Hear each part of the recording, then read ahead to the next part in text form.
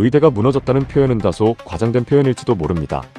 하지만 의대 합격선 턱 밑까지 삼성전자와 SK하이닉스의 계약 학과가 올라왔다는 사실만으로도 이미 입시판은 흔들리고 있습니다.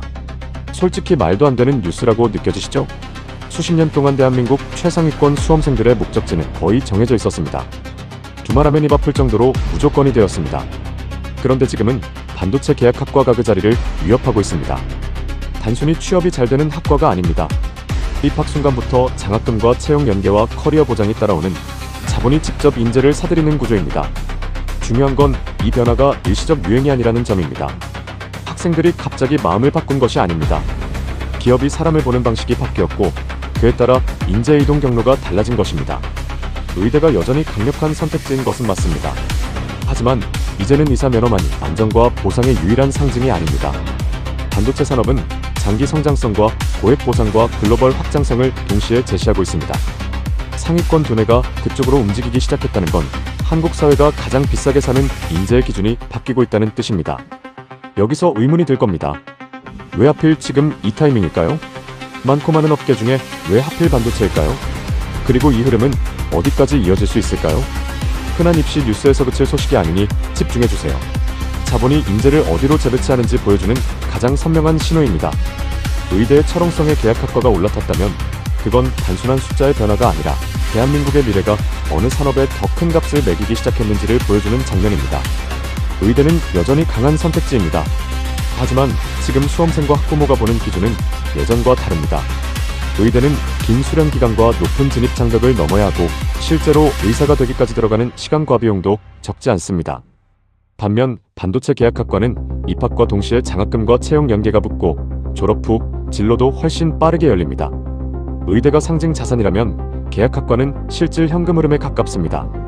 결국 지금 시장은 명예만 보는 것이 아니라 앞으로 얼마나 빨리 보상으로 이어지는지를 계산하고 있습니다. 선택의 경제학이 바뀌고 있는 것입니다. 반도체 기업이 계약학과에 돈을 쏟아붓는 이유는 사회적 미담이 아닌 냉정한 생존 전략입니다. 반도체는 한번 잘 뽑아놓는다고 끝나는 산업이 아닙니다. 설계와 공정과 패키징과 장비와 소재가 서로 맞물려 돌아가야 하고 그 전부를 이해할 수 있는 사람은 단기간에 만들어지지 않습니다. 그래서 삼성전자와 SK하이닉스는 좋은 인재가 졸업한 뒤에 데려오는 방식만으로는 늦다고 보는 것입니다. 이미 경쟁사와 글로벌 기업들이 선점할 게 뻔하니까요. 기업 입장에서는 아예 대학 시절부터 인재를 선점하고 키워두는 편이 훨씬 효율적입니다. 계약학과는 바로 그 구조입니다. 장학금과 채용 보장으로 학생을 묶고 학교 안에서부터 산업 맞춤형 인재를 만들어내는 방식입니다. 결국 이건 인재를 뽑는 제도가 아니라 인재를 잠가두는 시스템입니다. 반도체가 장기전일수록 기업은 더 빨리 사람을 확보하려 하고 계약학과는 그 경쟁의 가장 현실적인 해법이 됩니다. 계약학과의 부상은 단순히 입시 판도가 흔들리는 사건이 아닙니다. 이건 한국 사회 전체에서 돈과 인재가 어디로 이동하는지를 보여주는 장면입니다. 우선 반도체 기업들이 가장 기분 좋을 수밖에 없겠죠. 좋은 학생을 졸업 이후에 데려오는 것이 아니라 대학 입학 단계부터 붙잡아두기 때문에 인재 확보 속도가 빨라집니다. 반면 대학들은 쏠림 현상이 더 심해집니다. 특정 학과는 더 치열해지고 다른 전공은 상대적으로 관심에서 밀려날 수밖에 없습니다. 의대의 위상은 여전히 강하지만 예전처럼 모든 최상위 인재가 한 방향으로만 몰리는 구조는 조금씩 흔들리고 있습니다. 대신 반도체와 첨단 산업 쪽은 점점 더 강한 흡인력을 갖게 됩니다. 이 변화는 투자자에게도 분명한 신호입니다. 이제는 단순히 기업 하나를 보는 것이 아니라 HBM과 패키징과 장비와 소재까지 이어지는 밸류체인을 함께 봐야 합니다. 그리고 학부모에게도 기준이 바뀝니다. 예전처럼 점수만으로 진로를 판단하기보다 앞으로 어떤 선택이 더 빠르게 보상으로 이어지는지를 계산하게 됩니다. 결국 이 흐름은 교육의 문제가 아니라 자본 배분의 문제이고 인재가 어디로 몰리는지를 통해 산업의 미래가 어디에 있는지 보여주는 신호입니다.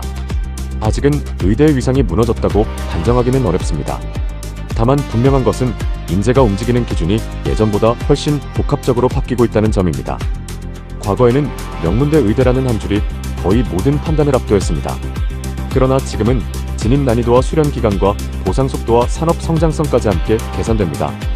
그 계산 시간에서 삼성전자와 SK하이닉스의 계약학과는 단순한 대안이 아니라 강력한 선택지가 되고 있습니다. 이것은 학생 몇 명의 진로 변화가 아니라 한국 사회가 최고 인재를 어디에 배치하려 하는지 보여주는 신호와도 같습니다. 계약학과의 부상은 반도체 산업의 위상 상승을 그대로 드러냅니다. 반도체는 더 이상 공장에서 칩을 찍어내는 산업만이 아닙니다. AI 시대의 인프라이고 국가 경쟁력의 핵심이며 인재와 자본이 동시에 몰리는 전략 산업입니다. 그러니 기업이 장학금과 채용 연계를 앞세워 학생을 미리 묶어두는 것도 이상한 일이 아닙니다. 가장 비싼 인재를 가장 먼저 확보하려는 싸움이 이미 시작된 것입니다. 그 싸움에서 이기는 쪽은 단순히 채용을 잘하는 회사가 아니라 산업의 미래를 선점하는 회사입니다. 그래서 이 현상은 입시 뉴스로만 볼 수 없습니다.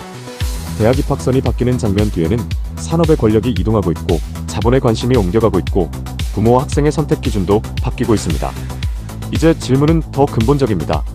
지금 우리는 정말 의대가 밀리는 장면을 보고 있는 걸까요?